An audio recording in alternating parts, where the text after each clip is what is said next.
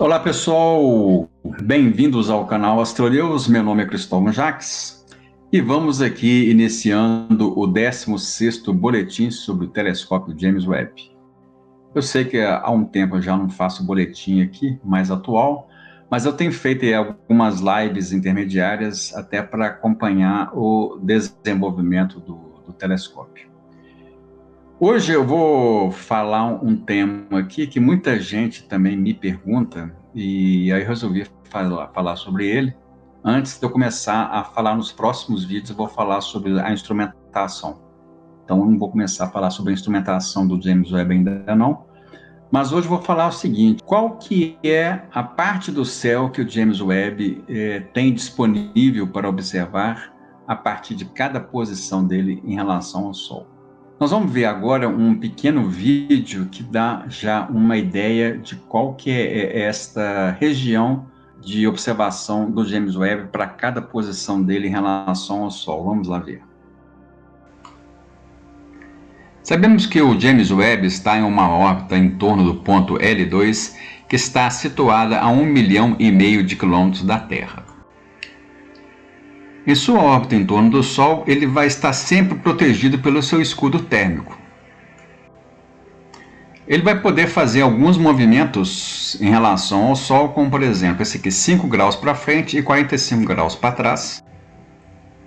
Nesta outra visão, 5 graus para um lado, 5 graus para o outro. E em torno do seu eixo, ele vai poder rodar 360 graus, sempre oposto em relação ao Sol. Conhecido esses movimentos, a gente pode ver aqui uma simulação de qual área que o James Webb vai conseguir enxergar cada vez. À medida que ele for orbitando em torno do Sol, junto com a Terra, ele vai enxergando outras partes do céu.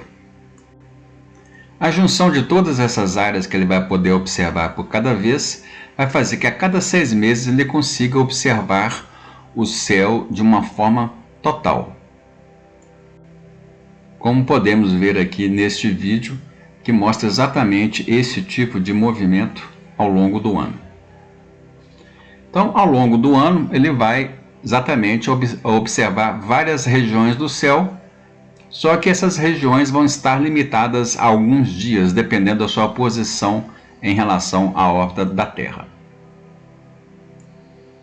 Bem, então aí como vocês viram no vídeo, a gente tem uma noção aí de qual que é a região do céu que o James Webb vai poder observar de cada vez, né? Aqui eu fiz aqui vamos fazer uma pequena maquete aqui simplificada aí do James Webb. Vamos considerar esse aqui como sendo o escudo térmico e esse mouse aqui como o James Webb. Então, como vocês viram, né, o James Webb, ele vai ficar, aqui está o Sol, né, vindo aqui. Então, o escudo térmico sempre vai bloquear o telescópio, né, porque ele tem que ficar frio, né? Então, o James Webb, como nós vimos aí, ele vai poder se mexer 5 graus para frente e 45 graus para trás, né? Não mais do que isso. Depois, ele vai poder fazer esse movimento aqui, ó, de 5 graus para um lado, 5 graus para o outro, né? E também vai poder fazer esse movimento aqui de 360 graus em torno desse eixo aí que, vamos dizer assim, tem um centro aqui como o Sol, e aí o James Webb vai poder fazer esse movimento aqui. Então, o telescópio ele está limitado a esses 3 movimentos. Em função disso, também existe uma limitação da área do céu, como vocês viram aí no vídeo, que ele vai poder observar de cada vez. Então, esse aí é um esquema resumindo esses 3 tipos de movimento, né, que ele pode fazer. Esse aqui de 5 graus para frente, 45 graus para trás, né, fazendo aqui 50 graus no máximo. Esse outro movimento que eu mostrei para vocês, mais ou menos 5 graus. E esse movimento aqui em torno do eixo, que sai aqui do Sol, passando aqui pelo James Webb, que ele vai poder dar essa volta aqui de 360 graus.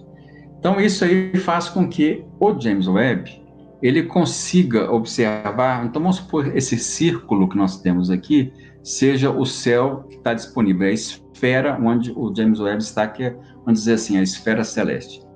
Então, dessa esfera celeste disponível para o James Webb observar, ele vai conseguir observar somente essa região que está aqui em azul.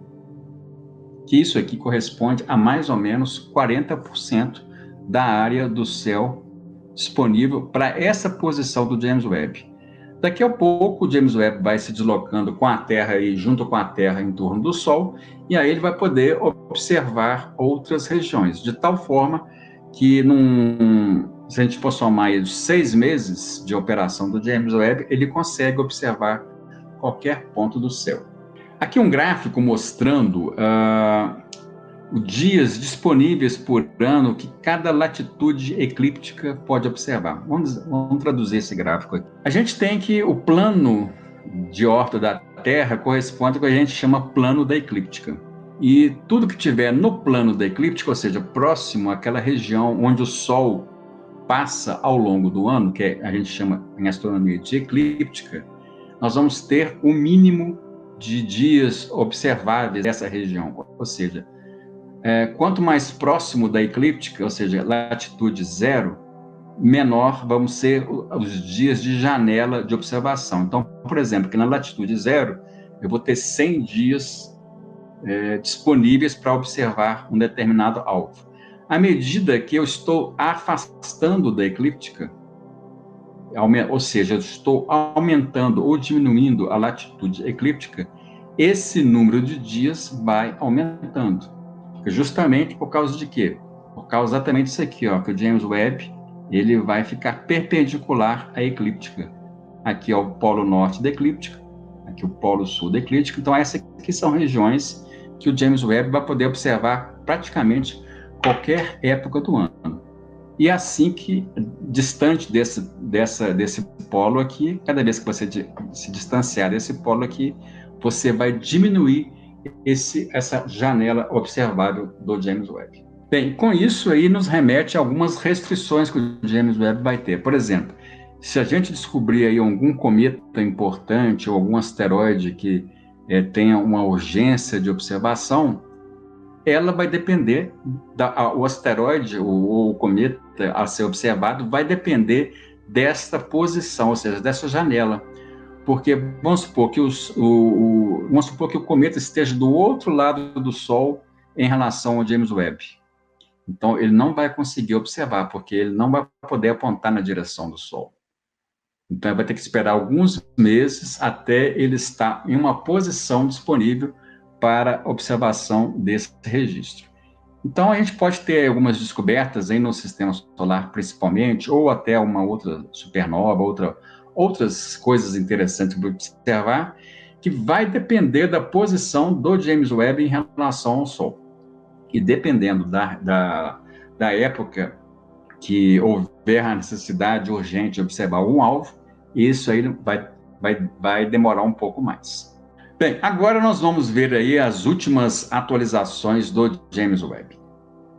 Bem, como vocês estão sabendo aí, o James Webb está naquela fase de alinhamento dos seus 18 espelhos, né? Então vamos aqui rever essas fases. Nós passamos pela fase 1, que é aquela fase onde obteve aquela imagem com 18 pontos, né? Cada um para um lado, depois se identificou cada ponto com o segmento correspondente. Depois nós passamos aqui para a fase 2 do alinhamento, que é, uma vez identificados cada segmento, eles foram colocados na mesma posição que estão colocados aqui os espelhos. Depois nós passamos para a fase 3, que é o quê? A chamada o stack de imagens, né?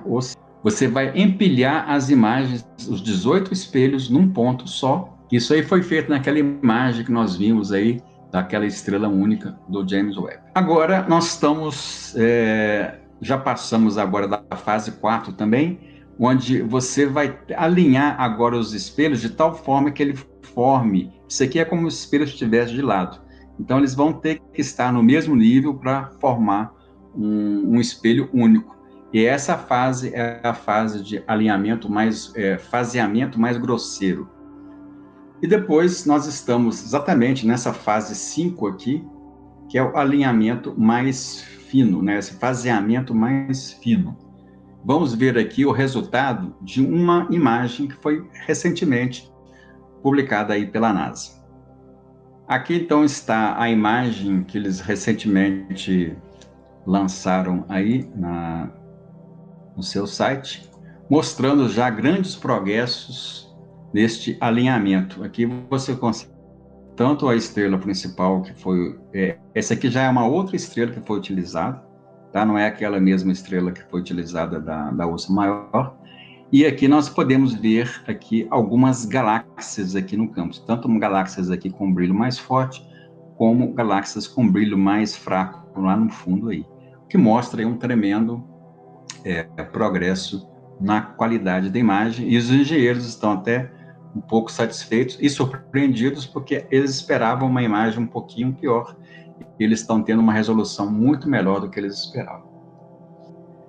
Então, acompanhando aqui aquele site onde está o James Webb, a gente pode ver aqui que nós estamos nessa fase 5, aqui, é a fase aí de ajustes finos no faseamento do espelho.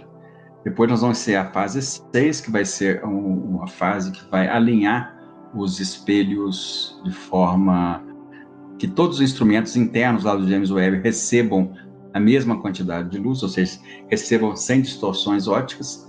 Depois a fase final, que é a fase 7, e aí nós completaremos aí a fase de alinhamento, e depois nós entraremos aí na fase de calibração instrumental. Aqui só uma rápida explicação como é que essa fase aí de alinhamento mais grosseiro, né? Vamos supor que eu tenho os dois segmentos do espelho e eles estejam apontando, né, para o mesmo local, ou seja, formando uma imagem única.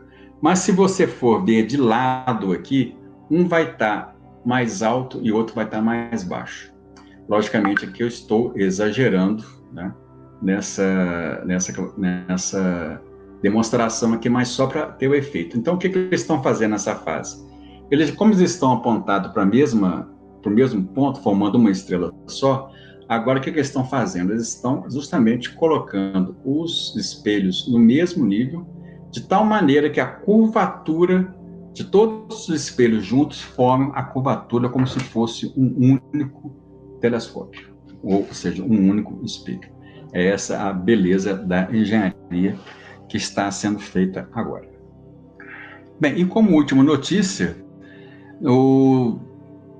tem algumas missões aí que estão também próximas ao James Webb, lá no ponto L2. Uma delas é a missão Gaia, que é uma missão da Agência Espacial Europeia.